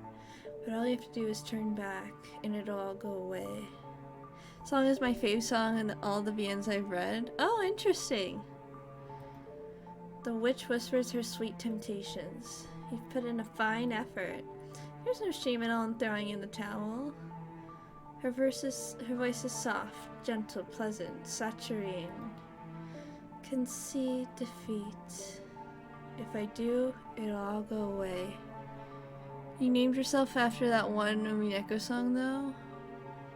Wait, is that what Golden Sorcerer is about? Is Golden Sorcerer a song in Umineko? The searing pain spread from the stump of my left arm. Sensation of being perpetually drained of my blood. Well, Golden Slaughterer. Oh!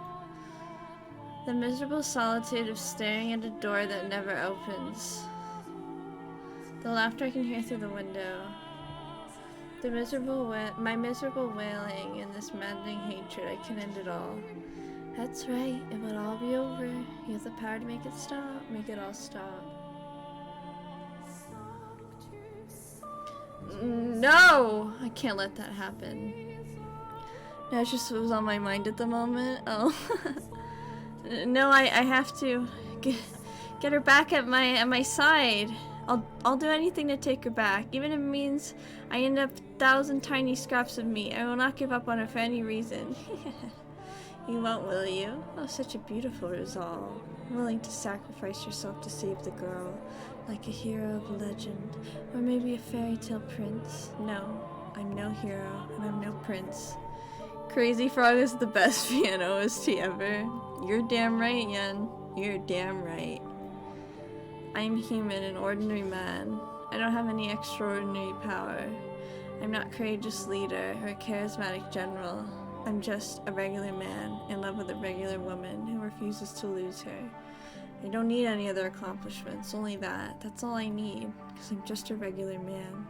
My one act of resistance. It doesn't matter what you say. It doesn't matter how much you cut me up. Nothing changes what I have to do. I have to take her back. Set her free of this mansion, nothing else. I'm just a small town boy. And never will I back down on that. Arms or no, as long as I can move, I must push forward. I must make my way to the woman who waited for me for so long. Up, to the top of the tower, forward, ever onward.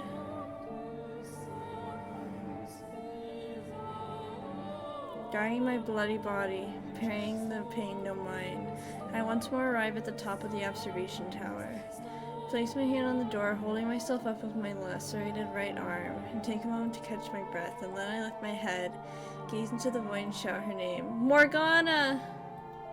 I pity you, I truly do. You are a saint shackled with an unfathomable fate, and for that I am enraged. As I felt your pain as I watched your life, I too felt a burning hatred for those 3 men. If you truly feel that way, then why can't you stay here with me? We're all dead anyway. We've reached our ends. Do you honestly think there's anything more for us? There isn't. The end is the end. So what do you say the 3 of us, me and Giselle, torture the 3 of them and everyone they cared about? Make them suffer here for all eternity in this house. Then that way you and Giselle can be together forever too. That's not an option. Why not?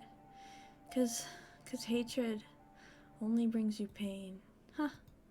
Oh, that's brilliant. You spouting stupid platitudes at me. That's too hardcore, I just want to hold hands. I can't believe my ears. Save your nonsense moralizing about how hatred does you no good, I won't hear it. Doing just fine by myself, dear. In fact, I've never been better. I feel wonderful. Did you think that would be enough to persuade me, really? How disappointing. Here I thought you understood me. Morgana, why don't you say what you really think? Go right on ahead, hate them as much as you want, but keep me and Giselle out of it. Why didn't you just say that? I do feel bad, truthfully, for all the time we spent together. Never once did I ask about your life. So focused on myself. In the end, I pushed you away. That you did. You wanted to be with Giselle, so you pushed me out. I wish I'd asked you sooner. It wouldn't have changed anything, though. One puny man knowing what I went through would hardly be enough to erase the loathing I bear. I would have turned out the same regardless. There's nothing you could have done for me. There is nothing. Still, I'd like to apologize. Had I known what you carried in your heart, perhaps I could have chosen my words better. Instead of rejecting you, I could have chosen some other response. I cannot remain in this house, nor can I allow her to stay either, so I'd like to apologize for both my past actions and my present. Well, in that case, open the door, Michael. Take another moment to catch my breath, and then I gather my strength into the hand on the door. Blood seeps from my fingertips, slowly trickling down the rough surface. Reminds me of my death. I'm coming for you. Push open the door, praying that it will be the last. Beyond it lies light for Giselle, and if possible, that it may cast a bit of light on Morgana's heart as well. What? However, why am I in my bedroom? If I find behind the door is the last thing I expect, huh? As she appears from the shadows of my chambers, I can't conceal my surprise. Giselle? Is this another illusion, Morgana? No, it's not. I'm the real me. Thank you for coming all the way here for me. She's thanking me, so why isn't she smiling? It was very kind and courageous of you, Michael. I'm deeply moved you'd have such compassion for not only her, but for someone like me. Do you know what else you are? You're a worm. What is it this time, Morgana? What do you say we pull back the curtain, my dear? What curtain? It's one detail that hasn't come to light yet. Isn't your first return to the mansion, is it? You've been back numerous times, each time not remembering her, each time hurting her even more. What are you talking about? What am I talking about? Oh, you know good and well, my dear. Do you honestly believe that all the other pieces were in their rightful places, and you alone were some exception? I never... Tell me, how was it? Living in so many different eras, not knowing who you were, and playing with all the different men. No, you're out of your mind. Make it sound like I was not like, my dear. You are the white-haired girl. Yeah, we kind of knew that. Enough. How could anyone possibly confuse me with her? Tell you the truth, I couldn't see you as anyone else. Your white hair, red eyes, porcelain skin, and your name. Tell me, what about you isn't the same? We're not the same person. I saw the letter. What? The one you had hidden. No. And you didn't think that was worth mentioning. No, Giselle, I didn't mean... You're exactly right, my dear Giselle. He deceived you. He kept a very important secret from you. Despite showing up before you multiple times, he cast you aside again and again. No! That wasn't me, it wasn't. It all makes sense now. Nothing he ever did was for me. Giselle, Go on, Giselle. Tell him exactly how you feel. Michael. Don't, please don't. Don't say it. Not that, please, I'm begging you. Stop, please don't, Giselle. Not actually. Please. Don't say it. A man at all, are you? Oh shit. Michael's a girl? We're gonna just shame Michael for reincarnating life's cheating. Damn.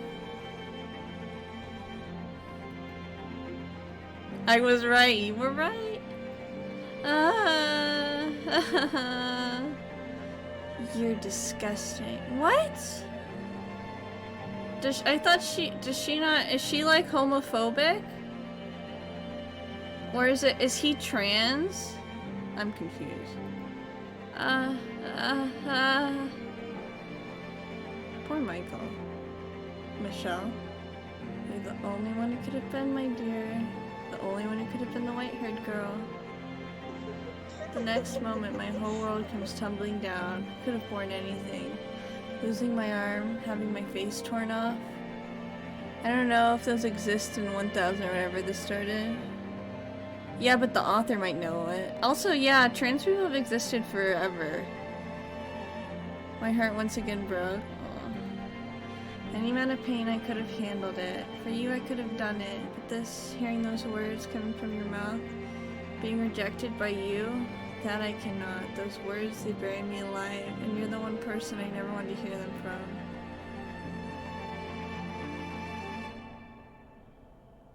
from. Aww, Michael. Why does it matter if he's a girl? Who cares about that? You fell in love with the white-haired girl in all the other lives. Why is it different now? But then in Buddhism, isn't it normal to not be the same sex? I don't know. I don't know anything about Buddhism. Except for they try to achieve nirvana through suffering, I think, or something. I don't know. When I learned my father, Antonin, had passed, I wrote 2 letters. One to my brother, one to my mother. It's the first time I had found the courage to face my mother and open up to her. I wanted to show her who I was, convince her that I wasn't cursed, so I could be myself to return to the capital of Giselle. Dear mother, something I wish to tell you, something that means a great deal to me. I ask if you please hear me out. I ask if you please accept it, Mother.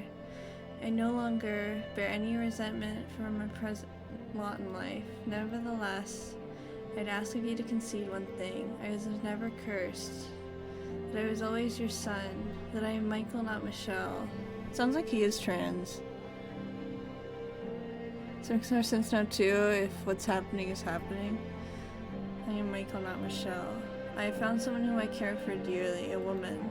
I love her with all my heart. I'd like to spend the rest of my life with her, and I do not wish for much, simply to have a quiet life with her. To go through our days together, man and woman. It's the one thing I want. Mother, I know you're aware that my body is no longer female. I am a man. My heart is male. And I ask of you to please accept that. I have no grudge with you. In fact, I'm incredibly grateful to you for bringing me into this world with love, your dearest son. Why do we keep transition? Shortly after sending that letter, I was killed.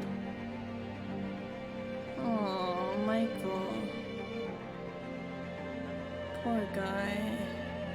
He sounds like he's trans to me. I'm dragged down against my will into the darkness. Beneath me spreads my own past. My door, the door swore never to open. Despite all my efforts to resist, the door sucks me in to a world I never wanted to see again, a history I never wanted revealed, a past I never wanted anyone to see. Nonetheless, the door opens. The 7th door, damn guys. How did Michael's body change? I don't know, workout, surgery. What's with that? 1086.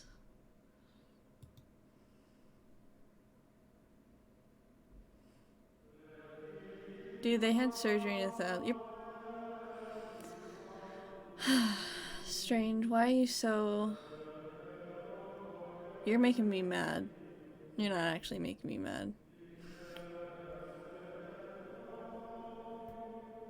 There were two things out of the ordinary about that baby. First, the first its parents embraced, the second they wholly rejected. Although it was sometimes for the baby's second peculiarity emerged. Until it finally did, no one was any the wiser, not even the child itself. Its mother surely enjoyed that brief period of happiness before her child finally realized the truth. Blind to the fact that the moment it had let out its first cry, everything came crashing down. To this day, she still doesn't know that the child she gave birth to, that she let loose a curse upon this world. A curse that turned angels into demons, humans into witches. Huh? Antonin. This is his father, right? Or his brother. My god, look at that. Yeah, it's the father. Haha, she's beautiful, isn't she? Have you seen her laugh? Not yet, I haven't. At any rate, the color is certainly something else. God's gift to us. No, she's an angel sent from heaven, an angel. Yes, I can see it now, Liddy. Her white hair and almost translucent skin, it's beautiful. My, she opened her eyes. Maybe she felt you nearby. Do you like father more than me? Is it that, sweetheart? Gorgeous, aren't they? Such a deep, enchanting color, like two little jewels. That they are. A magnificent shade of red. I've never seen anything like it. If this is our child, she's special, I can feel it. I have to take good care of her. She needs a name, one that's just as special as her. I've already chosen Antonin. You're the one begging for a girl, you can do it. Besides, I can hardly rack my brain for the boys' names. Now it's your turn. Are you really gonna let me? My, that's quite a lot of pressure. Name her after an angel then. Oh, I like that. Alright then. We'll call her Michelle after the archangel Michael. Like a bunny. Aw. He'll grow up to be beautiful as an angel, not my Michelle. Oh, my Michelle. Always wanted a little girl. Oh boy. With her snowy white hair, skin so pale you could see the veins beneath it, her ruby red eyes, she was a very peculiar looking little girl, and her mother showered her with love. I wonder how rare it is for people to have red eyes. I think it's albinism, right? I know white hair does happen. If you're an albino, you usually have red eyes.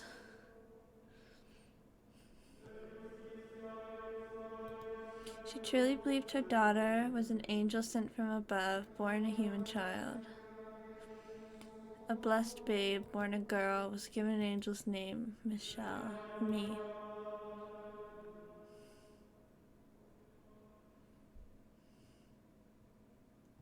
Checkmate. Gah. Oh, I see, that's why you did. Curses, I completely overlooked that. I thought you were advancing with your pawns, but that was all a diversion. You're too short-sighted, Didier. Cute little Michelle. Shouldn't we call him Michael? You need to look at the bigger picture. Sometimes it's the tactician, not the soldier, holding the sword. Haha, you got me. Quite good at this, Michelle. What inspired you to take such an aggressive strategy? It's not inspiration, it's derivation. Derivation. Chess is in many ways similar to real war tactics. Feel like red eyes would look creepy in real life? I think they'd look beautiful. My military texts. You haven't read all of them, have you? I have nothing but time. Impressive. Even I haven't read all the books in my room. You're planning to join the order with that kind of knowledge? You jest. You're the one who's going to be a knight, Didier. That I am. War is the men's job after all. I want you to be there to welcome me home. Didier, oh Didier. I'm in a bit of a bind, oh, hello there, Michelle. I don't know, I just googled it, it's kind of unsettling. I don't know, I think that's a little mean to the people who have them. I didn't know you were home, Georges. Just got back, yep. Oh ho ho. Playing chess again, are ya? Let's see, what do we have here? I know more pink than red. Get away from the board. Yikes, you got trounced, huh? You call yourself a big brother. Oh, is that one of the oh. As if you're any better. It's not funny, Georges. I cannot approve of someone who cannot keep up with the flow of battle becoming a knight. Given our family's rank, you'd eventually be put in charge of other soldiers. What, are you worried about me? No, I'm saying, I've been blessed with such a caring sister, but I fear not. A guardian angel after all. What's the logic in that? Ahem! Sorry to interrupt your moment, but does nobody listen to me? Not now. Don't pout. So what seems to be the problem, Georges? Ah, yes, listen to this. The royal court is holding a swordsmanship show, and for some reason I was selected to participate. How unfortunate for you. I can already see you on the ground sobbing. Hey, now that's just mean. Besides, my hands weren't meant to hold a sword. Look at these dainty fingers. They're covered in calluses. Dainty calluses. Tell me, why would they have an artist's sword fight? That's the whole point, I would think. No need to get so worked up. No one's expecting you to win. Maybe not, but we do have a name to worry about. And you know what that means, don't you? I'm going to lose, that's a given. But I want to do it in style. I feel bad for your sword. I don't be like that. Now come on, time's a-wasting. To the courtyard we go. Just so you know, if I train you, I'm going to train you right. All I want to know is how to look good. What is it, Michelle? May I watch? Fine with me, but you know you can't go outside. You're watching from the hall. I can open one of the windows facing the courtyard. Still, you need to be careful. You can't spend too much time in the sun. I know. I had two other brothers. The eldest, Didier, belonged to an order of knights that served the church, and below him was Georges, who served as a court artist. He was in all likelihood who would inherit the family estate, and knights were not formally allowed to own property. Nevertheless, the Bollinger family name was upheld by Didier, and then there was me, the youngest, the only daughter. Physically, I was not in particularly good health. Because of the color of my skin, I was hypersensitive to sunlight. I rarely left the estate. My world was contained entirely within these walls. Perhaps out of some sense of pity or compassion, my two brothers spent a good deal of time with me. Didier played chess with me, and Georges taught me how to draw, and among other things, they taught me how to read and write. For a girl, I was incredibly fortunate. The one thing I wasn't allowed to do, though, was hold a sword. While hardly anything unusual, it bothered me deeply, and it had for as long as I could remember. I'd been told I couldn't do it because I lacked the strength. I probably would have accepted it, but the reason given was not that I was weak, but that I was a girl. With each passing year, the smoldering frustration in the back of my heart grew larger. Come on, put your back into it. Like I said, all I want is to put on a good show. Oh, you'll put on quite a show, unless you learn how to swing that sword properly. Give me a break.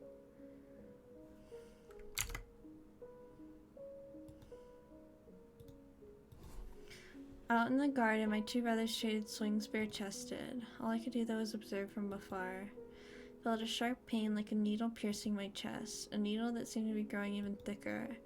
My mother and my brothers loved me dearly, but that didn't change the fact that the outside world lay beyond my reach. I was trapped in the estate by my own body. First I thought that was the root of my pain, but that answer seemed to contradict something inside me, something I couldn't explain, something I couldn't ignore even as a child. Wait, I have a theory that, because we know that picture was, he had a picture framed and it like was all ripped up, and it seemed to imply, he's talked about how he might have had someone he was in love with before. So I think that maybe when he's figuring out he's trans, he tries to tell a girl and it goes really, really bad, and that's why he has to go to the mansion, maybe. That's what I think. So I searched within myself, trying to find an explanation for the constantly swelling sensation of wrongness inside me. Day after day, I gazed into the cabinet of my own heart. In my mind, now what are the two of them doing out there? George's was asked to do swordsmanship show at the royal court, so Didier is helping him. One good thing. Swordsmanship? I just can't stand those shows. Blades are so dangerous. Can't watch people swinging them at each other. But that's just a theory. A game theory. Why don't you come back to your room with me, Michelle? I'd love to teach you how to sew. But Mom, I want to watch them practice. Michelle. First of all, you need to watch how you speak, young lady. You don't call me Mom, you call me Mother. That's what happens when you spend so much time around boys. As your mother, I don't approve of you playing chess or making art. A woman has no need for such skills. They will only make you look insolent. But I want you to grow up to be a respectable woman. That's my job. My dream as your mother. Now, come. I'd rather you look at some fine embroidery with me than a couple of sweaty men. Yes, Mother. You're my little girl, after all. Spending time with my mother was agonizing. Was it because of her world was so isolated? No, that wasn't it. Her gentle voice, the sweet scent of her perfume, the way she constantly told me how much she loved me, her diatribes about how wonderful it is to be a girl.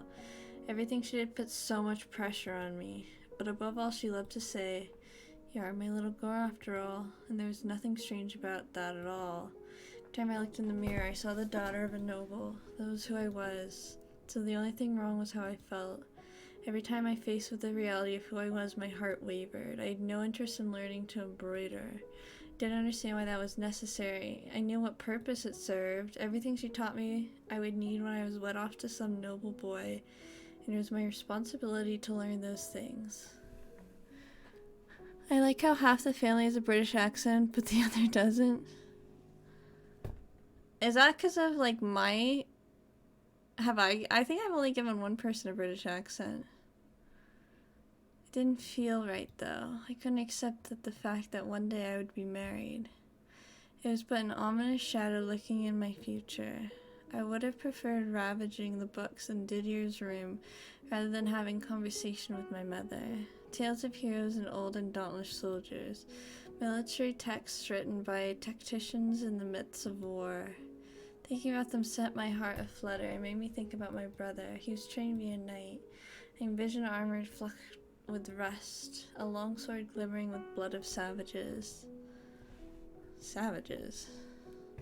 Soon I filled myself in fantasies, imagining how the sword would feel in my hands. Sensation of the hilt beneath my fingers, swinging it gallantly like my brother. How heavy was it? How much muscle would I need to carry it? How much impact would I feel in my hands when I struck something? How restricted would my vision be wearing a helmet? How much did it weigh? How hot was it inside? I had no way of answering those questions, though.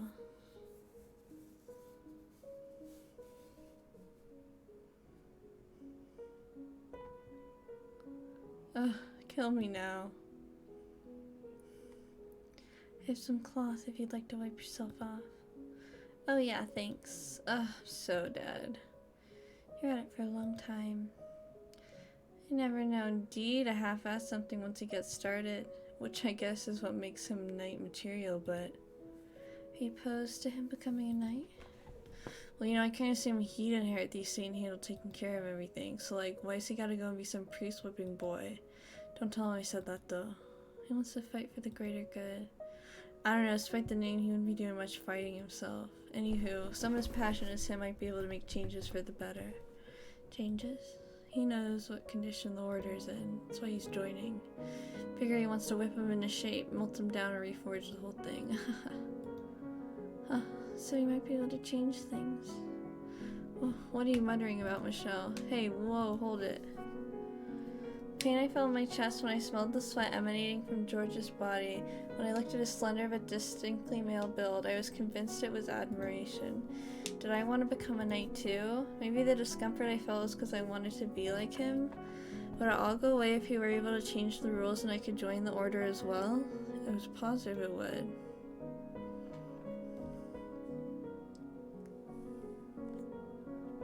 I'm gonna pause here, my voice is getting a little tired.